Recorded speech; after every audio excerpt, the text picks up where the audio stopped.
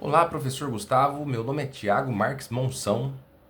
Sou aluno do curso de Direito, primeiro semestre 2024/2. O assunto, o tema do nosso trabalho hoje é a evolução constitucional. Para começar a falar sobre esse assunto, nós estudamos o contexto histórico de onde surgiu a primeira ideia, ou pelo menos de onde surgiu o ponto de partida do nosso trabalho. Pois nós vamos falar da antiguidade. Nós vamos voltar a Atenas, aonde Aristóteles e os seus discípulos escreveram a Constituição dos Atenienses, em um período onde a sociedade ateniense passava por mudanças e desafios significativos.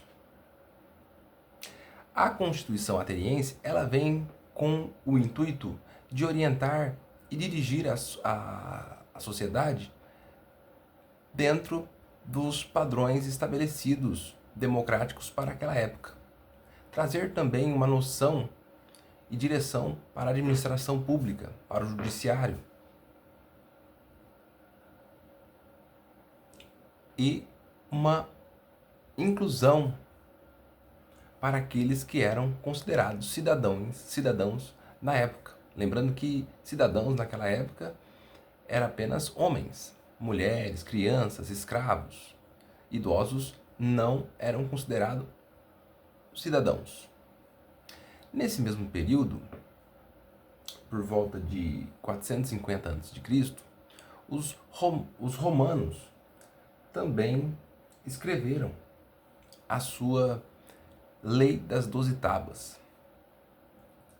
E dentro dessa Lei das 12 Tábuas, ali se criava o rito dos julgamentos, punições para alguns crimes contra a propriedade, também trazia o conceito sobre propriedade, a definição e a proteção, e também tratava-se muito sobre o direito supremo conferido ao pai de família, já que nesse cenário, nesse contexto histórico, o pai de família era quem detinha todo o poder e era ele quem dirigia a sua família a bel prazer. E a legislação da época o respaldava.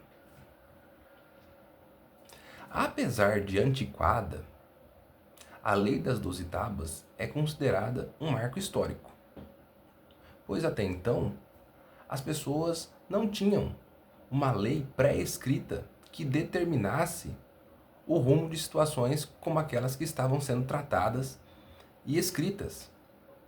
Então as pessoas se sentiam mais seguras para que quando realmente acontecesse algum fato que necessitasse de um amparo, de algo que pudesse dirigir, como por exemplo um julgamento, aquilo traria uma certa segurança. Então a gente parte desse ponto de partida, analisando a necessidade. E a partir daí a gente já começa a perceber a importância de se existir uma lei constitucional, algo que traz segurança desde a antiguidade, a segurança jurídica para as pessoas. Nós vamos dar continuidade nesse trabalho agora fazendo uma análise comparativa da Constituição Francesa e da Constituição Brasileira e o contexto histórico que envolve a construção dessas constituições até chegar ao ponto como elas estão hoje.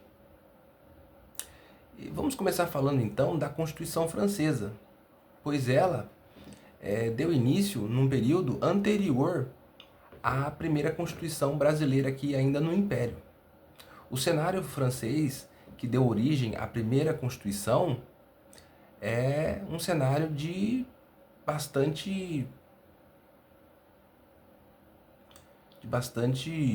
movimentação, agitação social, pois as pessoas estavam insatisfeitas com a monarquia e a forte repressão pela forma como estava sendo conduzido naquele cenário e as pessoas estavam revoltadas porque a aristocracia, a nobreza e o clero dominava.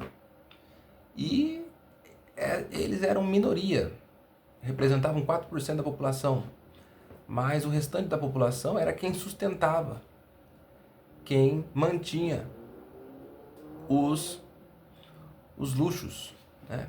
Esse padrão de vida elevado da nobreza e do clero, que é a igreja. E as pessoas se revoltaram e invadiram um símbolo de repressão do governo da época, que é a Bastilha, uma prisão. E ali começa um processo de transformação social dentro de uma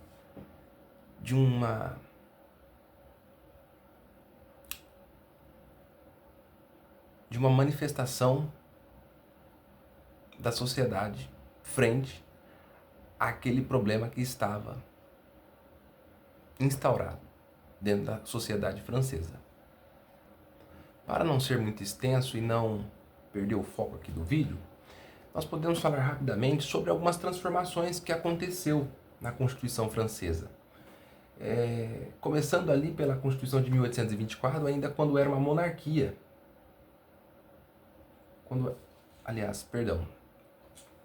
Eu estou falando aqui sobre Brasil. Brasil, Constituição de 1824, Brasil, Império, Monarquia. Mas é até interessante citar que nesse mesmo período, a França já vivia um outro contexto social histórico. Já não era mais aquele contexto da Revolução Francesa que originou as primeiras constituições. Aqui já estávamos falando do fim da era napoleônica, né? Que é aquele general que se fez no meio de muitas guerras e por ser um general e por ter tido o seu papel dentro da construção e defesa daquela sociedade, ele ficou conhecido e foi reconhecido como um governante. Se tornou um governo republicano, porém com tons de ditador, pois era ele quem detinha todo o poder, era o cônsul, primeiro cônsul, e era ele quem decidia o que acontecia no legislativo e no executivo. Aqui no Brasil, a gente tem o desenrolar da história através da primeira Constituição, que é do Império, ainda dentro da monarquia, que tem algumas características sobre o voto. Um pouco mais adiante, a gente tem a Constituição de 1891, de Marechal Deodoro da Fonseca. A primeira Constituição da Era Vargas, que inclui algumas leis trabalhistas, trata sobre também a justiça eleitoral, voto obrigatório para todos acima de 18 anos, incluindo mulheres, nesse voto que agora não é mais indireto e sim direto. E em 1937 temos a segunda Constituição, que é a da Era Vargas, né? Já vem com um tom mais fascista, que ela copia o exemplo da Polônia. Então, o que se vê nessa época é muita censura, né? E muito poder para o presidente. Tem a capacidade de decretar leis e extingue os partidos políticos. Quando termina esse período, se inicia um período de redemocratização.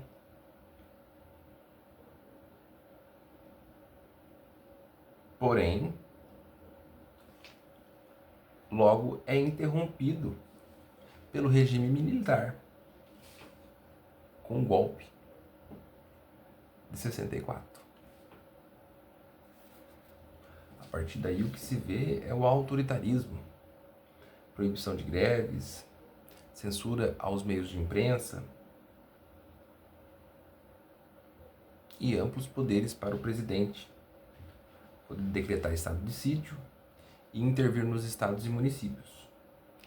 Até que então, depois de muita luta e conquista de direitos, através de lutas e morte e sangue, vem a Constituição Cidadã, escrita por Ulisses Guimarães, que foi promulgada e que é a nossa atual Constituição,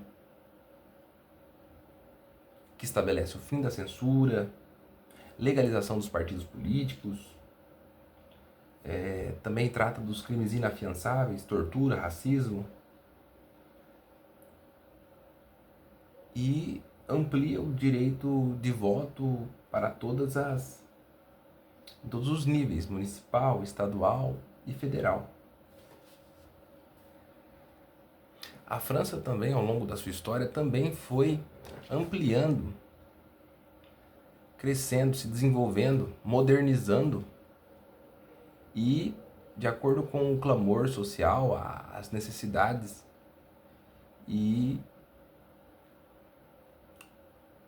eles foram se adaptando e foram trazendo direitos, abrindo a possibilidade de incluir as pessoas, seus direitos, mas tudo isso foi com muita luta